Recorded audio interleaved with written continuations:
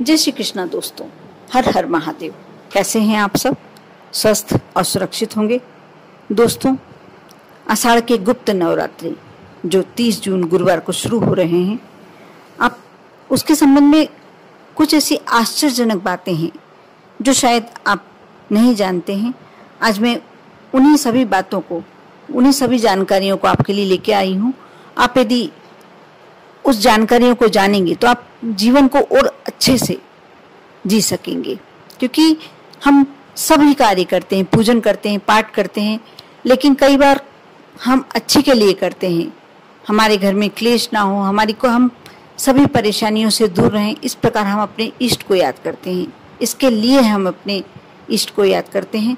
और होता यह है कि हमसे कोई अनजानी भूल, अनचाही गलती ऐसी हो जाती है कि हमको उसका पॉजिटिव रिजल्ट तो नहीं मिलता, लेकिन कहीं हमारे जीवन में कुछ नेगेटिव घटनाएं होने लगती हैं। आज मैं वही बातें आप सबसे करने वाली हूँ। जैसे कि कई घरों में अखंड ज्योत जलाई जाती है। वैसे भी गुप्त नवरात्रि हो या नवरात्रि हो, सबसे ज़्यादा महत्व माता के पूजन में अखंड ज्योत का ही होता है। और कई घर ऐसे हैं जिसमें चारों नवरात्रि पर अखंड ज्योत जलाई जाती है। कहीं गुप्त नवरात्रि, कोई आषाढ़ के गुप्त नवरात्रि मानता है, कोई माह के गुप्त नवरात्रों को मानता है। जैसे भी जिसके यहाँ पूजन होती हो वह वैसी क्रिया करता है। यदि आपके यहाँ आषाढ़ मास के जो गुप्त नवरात्रि होते हैं उसमें यदि आप अखंड ज्योत जलाते हैं तो उसके लिए आपको एक बहुत जरूरी बात जाननी चाहिए, बहुत आवश्यक है आपके लिए। यदि आप जो ज्योत जलाते हैं, यदि वह ज्योत दक्षिण दिशा की तरफ आ रही है तो आप मान कर चलिए कि साल भर में आपके यहाँ से कोई ना कोई घात अवश्य होगी, कोई ना कोई बड़ी परेशानी, किसी परिवार के सदस्य को के साथ कुछ आकस्मिक दुर्घटना होने वाली है। इसके साथ ही इसलिए हमें विशेष करके ध्यान देना चाहिए कि जब भी हम यदि अखंड ज्योत हमारे घर में नवरात्रों में जला रहे हैं तो आप इस बात का अवश्य ध्यान रखें कि हमारी ज्योत का मुंह दक्षिण दिशा की तरफ ना रहे। अब आपको मैं पूर्व की दिशा की तरफ यदि ज्योत का मुंह रहता है तो क्या होता है, ये आपके घर में धन की वृद्धि करती है, माँ लक्ष्मी की कृपा प्राप्त करवाती है।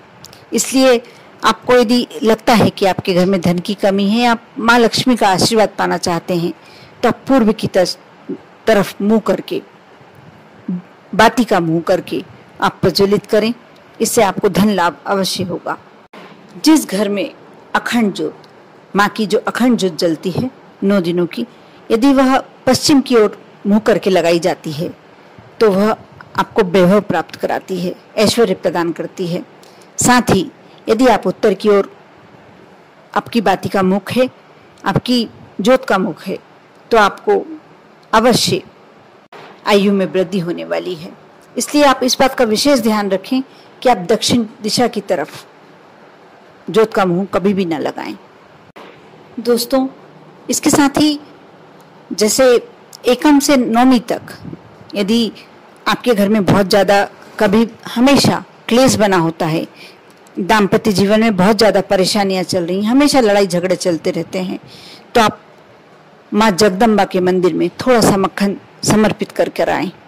इससे आपके घर में दाम्पत्य जीवन में क्लेश दूर हो जाएगा और प्यार बढ़ जाएगा।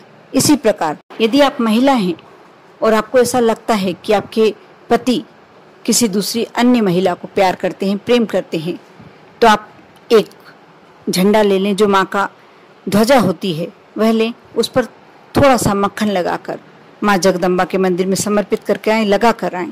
इससे आपके पति आपके पास वापस आ जाएंगे।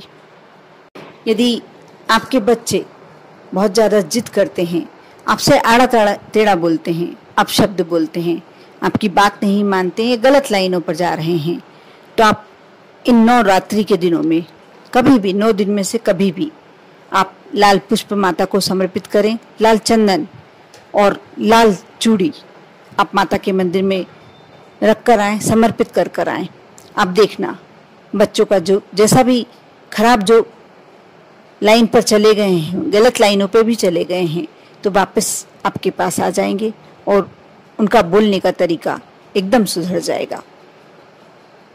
इस प्रकार दोस्तों, जो ये गुप्त नवरात्रे आते हैं, इनमें ये छोटे छोटे उपाय करके आप अपने जीवन को बहुत ही सरल बना सकते हैं।